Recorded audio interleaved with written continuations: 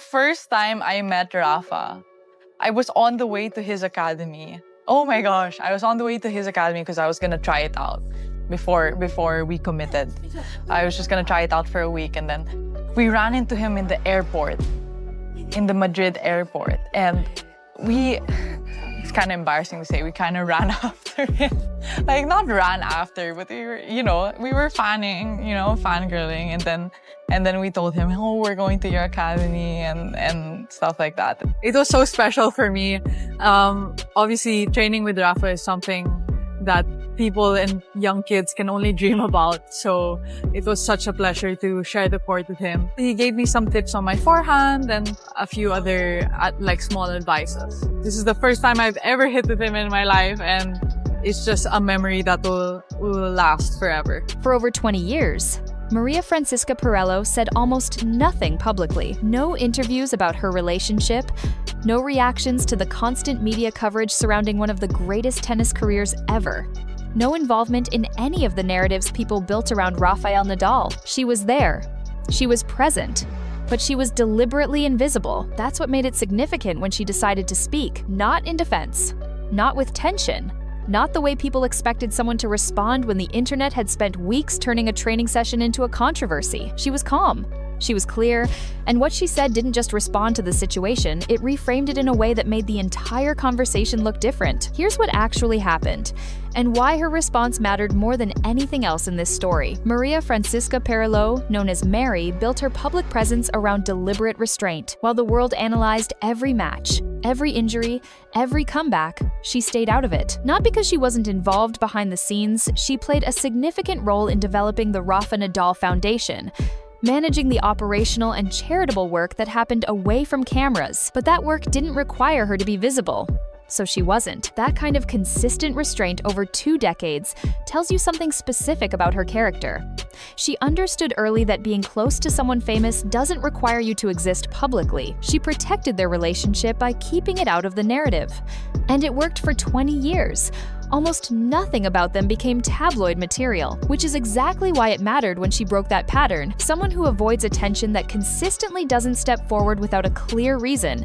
And when she did, it meant the conversation happening online had crossed a line that she could no longer leave unanswered. To understand what that conversation was about, you need context on both Eala and where she fits in Nadal's world. Eala joined the Rafa Nadal Academy as a young teenager from the Philippines, a country where tennis infrastructure is limited and pathways into professional tennis are almost non-existent. The academy doesn't accommodate players who treat it casually. It's a demanding environment where the level of competition is high, the structure is strict, and players are expected to adapt quickly or fall behind. She didn't fall behind. Over several years inside that system, she won junior Grand Slam titles, built a reputation for composure under pressure, and began the transition from exceptional junior to serious professional. The Miami Open became a visible turning point. She beat higher-ranked opponents, moved through the draw without hesitation, and showed a level of competitive confidence that caught the attention of people inside the tennis world who don't react easily to young players. She wasn't a guest at the academy.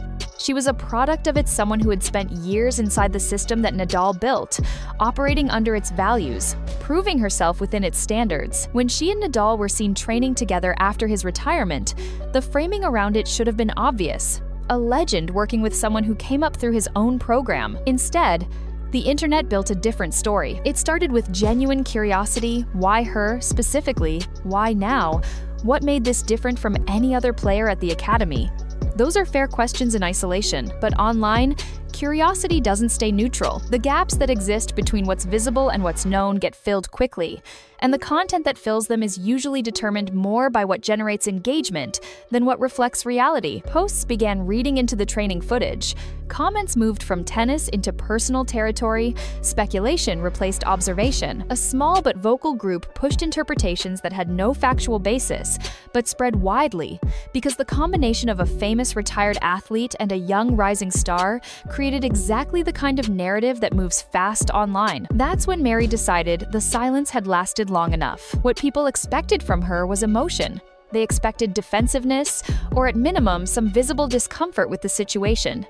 A protective response, perhaps a firm statement creating distance from the whole story? She didn't do any of that. Instead, she spoke about Nadal the way someone speaks about a person they know deeply and understand completely without any apparent need to manage perceptions or control damage. She made clear that the connection with Eala wasn't surprising to her, that it wasn't something she had to reconcile with, that it was, in her words, consistent with who he has always been. She described him as someone who sees potential in people who are working hard, who relates to the difficulty of trying to break through in a demanding environment, and who steps in when he feels genuinely connected to a situation, not for attention, not for credit, because it's how he operates. She pointed specifically to the fact that Eala had spent years inside the academy, not as a visitor, but as someone who had actually been shaped by the system he built. That history mattered to her. It wasn't a random connection. It was a continuation of something already established. And then she said something that shifted the entire frame of the conversation. She didn't see this as something happening outside their life. She saw it as part of what their life is now, the work of legacy. The work of passing something forward, the work of staying connected to the sport after the career has ended. That reframe was the response, not a denial, not a counter-narrative, just a perspective that made the suspicious reading of the situation look like a misunderstanding of the person at the center of it. And it worked because it was specific enough to be credible and calm enough to feel true. For people who had followed Nadal's career closely, Mary's response didn't reveal anything new. It confirmed something already visible in how he behaved throughout his time in tennis.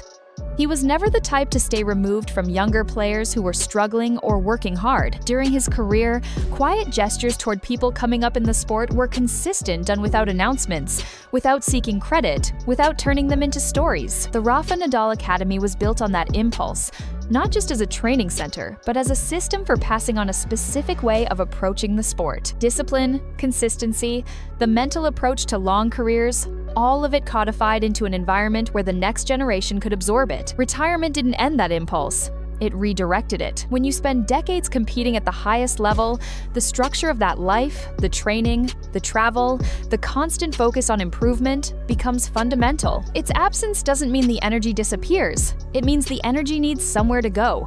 For Nadal, that somewhere is people, specifically people who are still building what he spent his career building and who are inside the system he created to support that process. Eala fits that description precisely.